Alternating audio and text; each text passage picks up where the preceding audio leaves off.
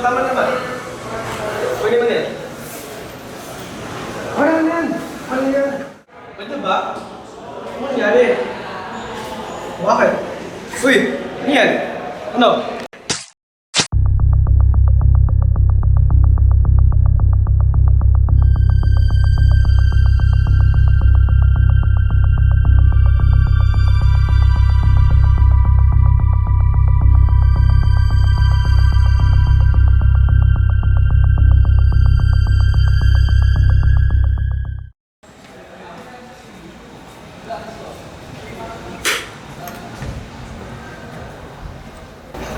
Hello po, Doc. Miguel! Nandito ka na. Sige po ka na. Sige po. Ay, ang pagod ko sa biyahe.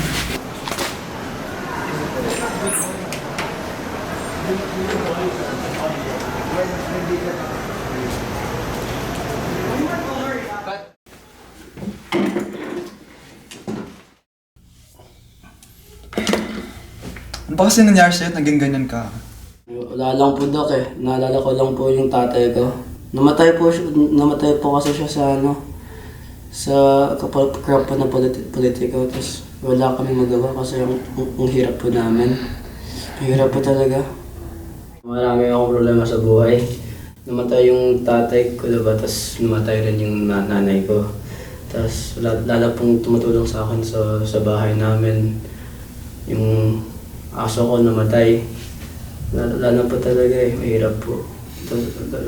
Gusto ko talaga po ng medisina o kung anong kahit nang para gumana ako eh. Hirap. Alam mo, maghanap ko na lang ng ibang doktor kasi hindi ko talaga maintindihan sinasabi ko. Ano ba, Doc? Ano ba? Alam ko na! Pakita mo yun! Yan! Yan, pangamahin!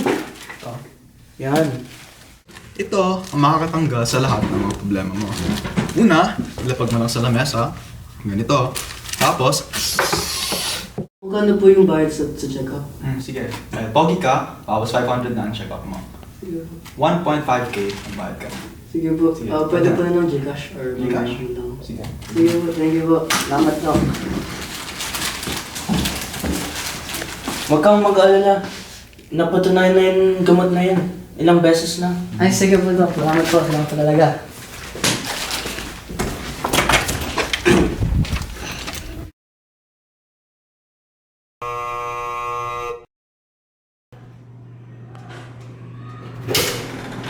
Ay, sana magaling ka na to.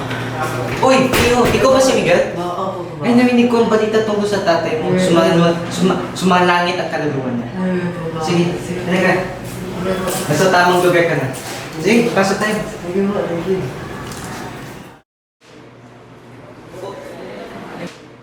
Bago tayo magsimula, Miguel, huminga ka ng mga ilang beses na malalim. Okay na? Oo na. Sige, sabihin mo sa akin ano ang masakit sa iyo o ano nararamdaman mo niya. Ano po, Doc eh? Sumasakot yung ulo ko, tapos biglang na lang ako tumiiyak. Hindi ko lang kung bakit eh. Sige, salamat, Miguel. Yun na lang kailangan ko malaman. Ako na bahala sa iyo. Okay, Miguel, sisimula ko na ang pag-check up sa iyo. Muna ang pakikinig sa pulse mo.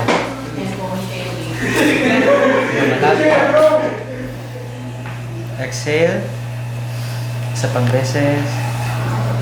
Exhale. Okay. Say I. Okay. Pause mo.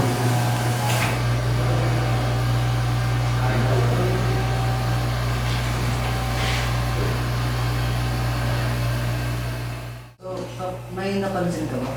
Oo, napansin ko na habang pinapakinggan ko ang pulse mo, medyo kang nagiging anxious at nanginginig. Parang reaction siya ng isang post-traumatic stress disorder o PTSD.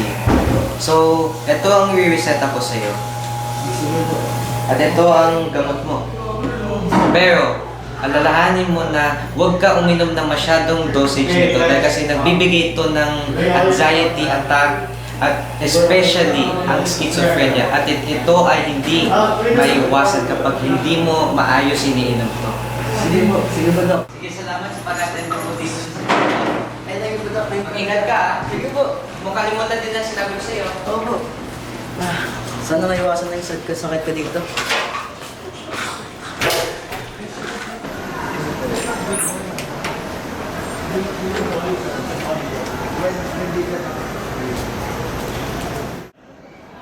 Ay, thank you Lord na maganda yung doctor na yan. Uy! Uy! Nakalimutan mo yung gamot mo? Bakit naman?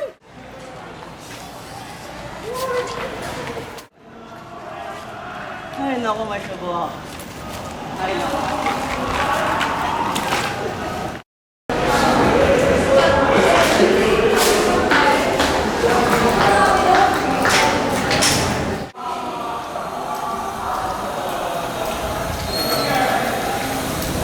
Ay, salamat. Nasa bahay na ako.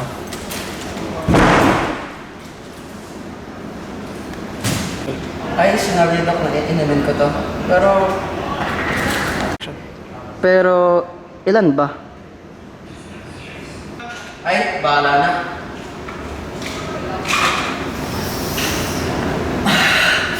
Cut! Action. Ayun, ang lakas pala. Lakas! Puta!